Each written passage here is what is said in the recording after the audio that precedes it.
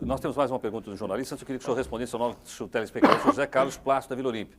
Ele quer rapidamente saber do senhor o seguinte: se o senhor não passar para o segundo turno, o senhor aceitaria ser ministro de algum outro governo? Com todo respeito ao telespectador, com todo respeito ao senhor telespectador, é impossível... Fala aqui? Pois não. É impossível, senhor, que fez a pergunta, muito obrigado ao senhor, mas é impossível ser ministro de um governo inepto. Veja, o senhor que perguntou o que acontece agora com, não me lembro, o senhor Osíris, o senhor secretário da Receita. Não adianta, imagine o senhor que eu fosse, por hipótese, que aceitasse essa tese. Jamais aceitarei com o modelo que está, jamais. Já declarei isso por escrito, em documento que está registrado em Brasília. Não quero ser profissional de política, não gosto disso. Eu quero ser um estadista, quero endireitar, quero fazer com que a nossa nação respire, com que a nossa nação possa emergir desse lodaçal em que ela está mergulhada. Como eu poderia aceitar ser ministro se, quando qualquer medida firme fosse ser tomada, imediatamente eu seria obrigado a demitir-me? Como posso eu aceitar teses de um candidato à presidência da República, que é o representante legítimo das multinacionais no país? Quem é, doutor Ernesto? Sua Excelência, o senhor Fernando Henrique, é um representante legítimo das multinacionais no país? Legítimo. É um homem que defende um processo neoliberal que estraçalhou a Argentina, e temos outros exemplos muitos, mas respondendo ao seu telespectador, eu não posso ser ministro.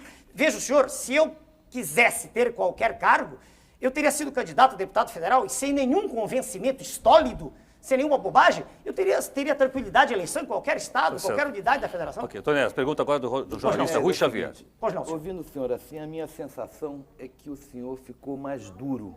Mais duro? Mais duro. Nos últimos, desde a última eleição para cá. Quer dizer, eu lendo o noticiário aqui, várias reportagens sobre o senhor. Posso tomar também, água aqui? Pode, à vontade. Pois não. Também me dá essa impressão, e parece que passa essa impressão, que o senhor ficou uma pessoa mais dura, mas tem aqui até algumas reportagens que diz, tem um título aqui que eu não vou conseguir localizar aqui, que diz: chegou o neofascista, o novo neofascista. Então, minha pergunta para o senhor é o seguinte: o senhor mudou? O que houve com o senhor? Quer dizer, anteriormente o senhor passava uma impressão mais simpática para... E agora está uma coisa mais dura, falando mais. Posso responder? Pode, claro, vontade. Com respeito à sua pergunta e a tudo que ela possa traduzir, né, de modo explícito ou implícito. Veja o senhor, eu sempre falei durante os 15 segundos com o mesmo tom enérgico que eu falo agora. Isso é da minha personalidade.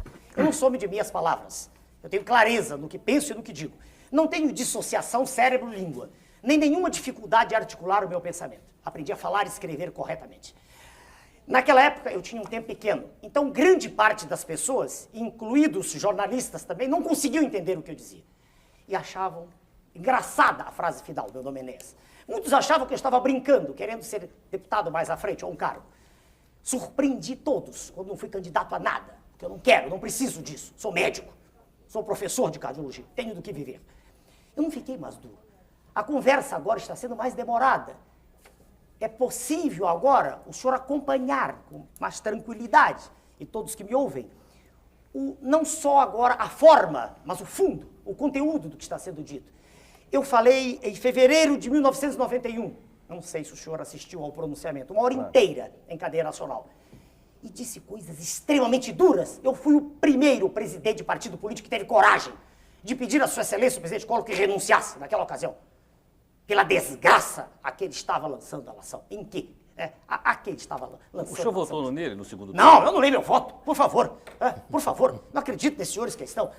Então, veja bem, naquela ocasião eu falei uma hora inteira. O senhor anulou o voto? Anulei com tranquilidade, mas por que não? A Constituição me permite. Se eu não acredito em A, B, C e D, por que eu tenho que votar em algum deles? Por que eu tenho que dizer... Vota em branco? Não, em branco eu sei que há processos de fraude, todo mundo sabe disso. Isso é notório no país. E o voto em branco permite que aqui ou acolá, no meio do trajeto, alguém põe, eu anulo o voto, por que não?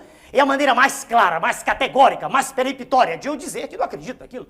Aparentemente, o senhor não acredita só de A, B, C, o senhor não acredita em ninguém de A a Z, pelo que o senhor está dizendo. Depende de quem se apresenta. Aí, não, só o senhor. Então eu podia inverter essa pergunta. Só um instantinho para o senhor, por favor. Não, pois é, nessa linha. Senhor Clóvis, um minutinho.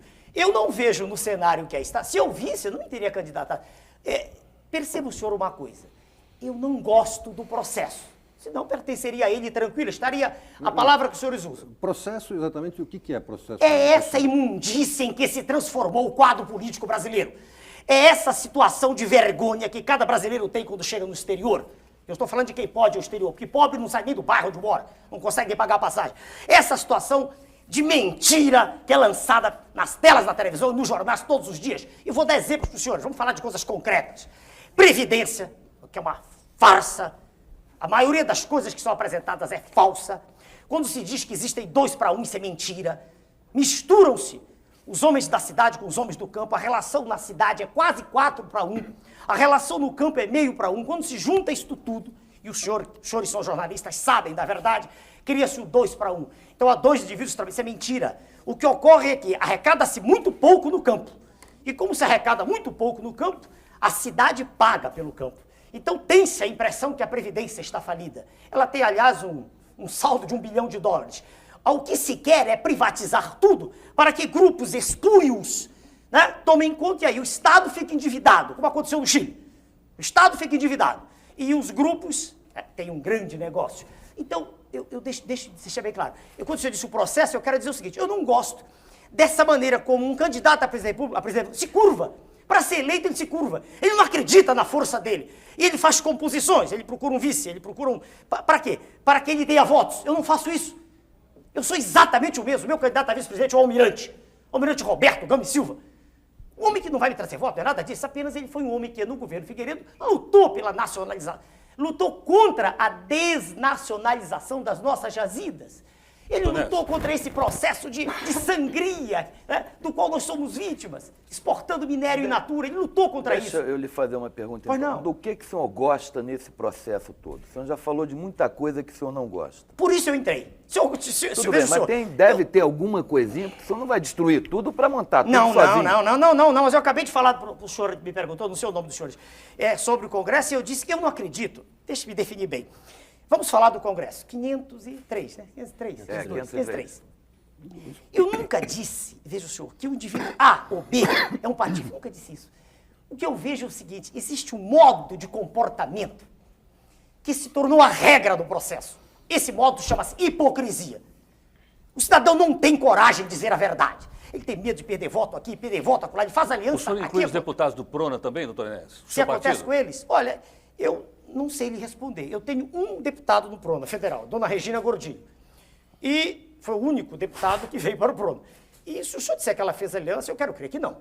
Tá?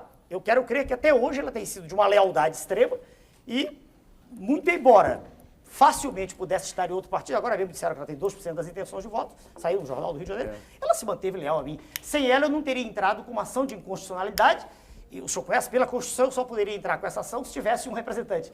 Então, o senhor falou agora em aliança, eu quero crer que ela não fez nenhuma aliança. Não vi, não tenho nenhuma informação. Nessa linha de raciocínio,